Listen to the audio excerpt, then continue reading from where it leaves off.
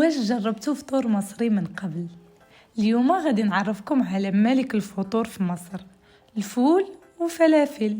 كنت كنسمع عليهم وكنقول واش فعلا زوينين بحال ما كيقولوا، ولكن منين دقتهم ولات عندي أزمة كنقلب عليهم كل نهار. وصفة مشبعة نباتية ولذيذة بزاف. خليكم مع الزوج ديالي خطوة بخطوة باش يشارك معكم الوصفة المصرية الأصلية.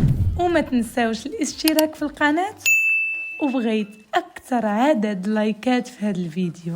زي ما قلنا النهاردة معانا فول وفلافل.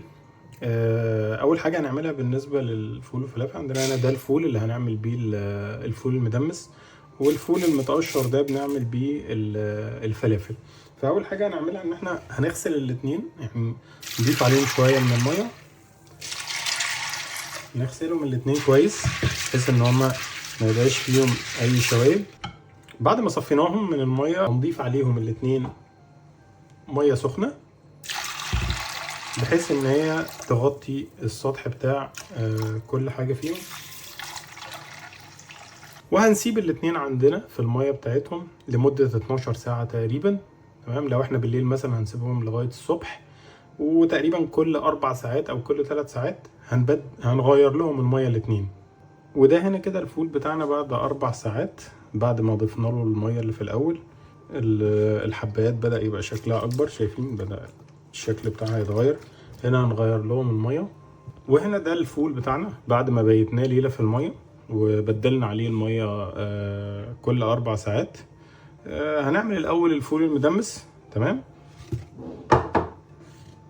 هنشوف الفول بتاعنا لو في اول حاجة لو في اي حباية مكرمشة بالشكل ده هتكون لسه ما يعني لسه ما استوتش كويس في الميه، او لسه ما شربتش ميه كويس، فهتبقى من الصعب ان هي تستوي معانا في الفول لما ندمسه. فهنحاول ان احنا نشيلها، بس بعد كده هنصفي الميه دي ونغسل الفول كويس. بعد ما صفينا الفول بالشكل ده وغسلناه من الميه، نجيب عندنا حله. تمام، بيكون طبعا من الافضل فيه دماسه. عندنا احنا في مصر فيه دماسه للفول بحال انها الطنجره ديال الكسكسو. هنجيب حله ونحط فيها الفول، ومن الفول بتاعنا اللي هنعمله للفلافل، تمام، اللي هو المتقشر ده، تمام، هناخد منه بس يعني قد كوبايه. تمام، بايدينا كده قد كده هناخد منه كوبايه نحطها على الفول ده. وعندنا هنا جزرايه مبشوره، وهنضيف عليهم كوبايه او نص كوبايه تقريبا من العدس غسلناه كويس. هنضيف معاهم 3 فصوص من الثوم. هنضيف عليهم كمان طماطمايه واحده متقطعه. عندنا هنا دول شرايح ليمون. هنضيف بعد كده معلقه من الكركم، معلقه كمان صغيره من الكمون. والحاجه الاخيره بعد كده هنضيف ميه سخنه بحيث ان هي تغطي الفول ده والمكونات دي كلها بالشكل ده، وهناخدها على طول على النار. هنا حطينا الفول على النار، هنعلي عليه النار لغايه لما الميه دي تغلي او تقلب كده، وبعد كده هنوطي عليه النار خالص. وهنا الفول الميه غليت زي ما قلنا كده. اول ما الميه تبدا تغلي هنبدا نهدي عليه النار خالص، وبعد كده هنبص عليه من وقت للتاني. نفتح كده نشوف الفول بتاعنا تقريبا الميه نقصت. لما الميه هتنقص بالشكل ده نبدا نزودها شويه ميه مغليه تاني.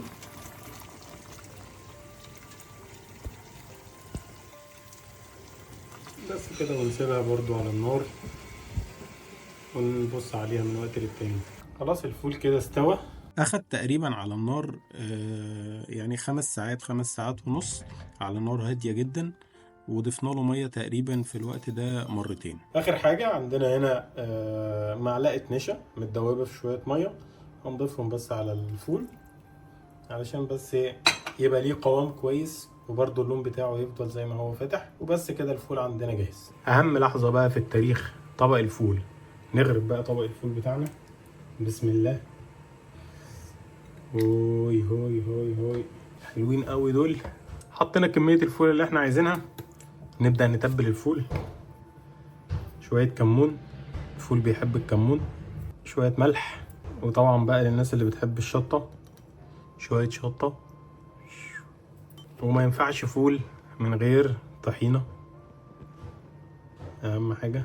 ونقلب بقى الكلام الجميل ده وهو لسه سخن كده. شوية فول اللي بيبقوا ايه بنقول عليهم من وش القدرة. بعد ما هرسنا الفول الجميل ده طبعا لازم شوية ليمون، وطبعا شوية زيت زيتون او زيت حار. وشوفوا بقى الجمال. ويلا ندوق. بسم الله. شايفين الفول عامل ازاي؟ زبدة.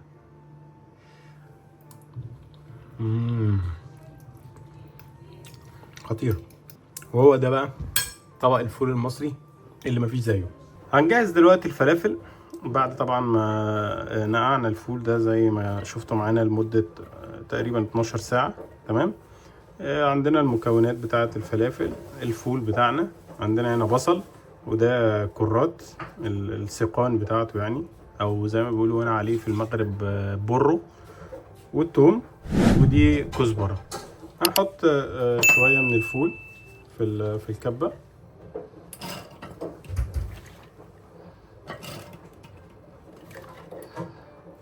وهنضيف عليهم نص البصلاية، عودين من الكرات، وفصين توم، وشوية من الكزبرة اللي عندنا. وهنخلط المكونات دي في الكبة لغاية لما تبقى معانا بالقوام ده الشكل ده. القوام بتاعها جميل، متبقاش ناعمة قوي. طلعنا الكمية الأولى وحطينا بقية الفول اللي عندنا. هنضيف برضه نفس المكونات الباقية عندنا: الفول، كرات، بصل، كزبرة، ونبدأ نضرب تاني. خلصنا كده عجينة الفلافل بتاعتنا. بصوا على الشكل عامل ازاي، ما شاء الله، عجينة جميلة. كل المكونات اتطحنت مع بعض كويس وادتنا الشكل الجميل ده، قوام متماسك. والخطوة اللي بعد كده ان احنا نتبل العجينة دي. اول حاجة في التوابل بتاعتنا هي الكزبرة. عجينة الفلافل تحب الكزبرة جدا، فحطينا 3 معالق صغيرين من الكزبرة، معلقة كمون، وهنملح بمعلقة صغيرة من الملح. بعد كده هنضيف شوية شطة صغيرين، نخلط كل التوابل كده مع العجينة كويس. تمام كده بالشكل ده. وبعد كده ايه، نقلي بقى الفلافل. ممكن نحط عليها سمسم كده بالشكل ده.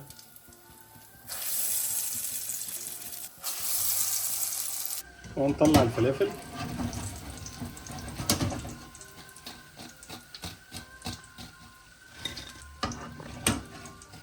خلصت عندنا الفلافل وخلص عندنا الفول. هنعمل بقى سندوتش فلافل عالمي. ناخد بقى شويه طحينه للعيش الشامي اللي احنا لسه عاملينه ده، ننزل